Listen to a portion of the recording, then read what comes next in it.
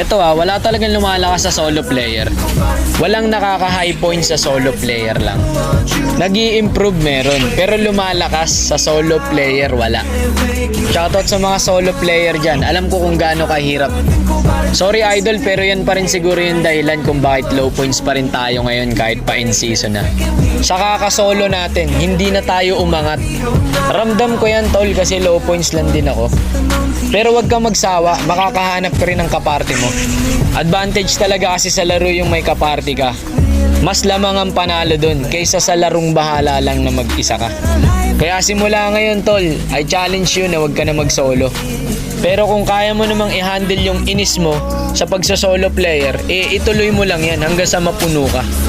Yan ngayon yung dahilan kung bakit depressed ka sa mga kakampi mo. Sino ba naman kasi nagsabing mag-solo ka?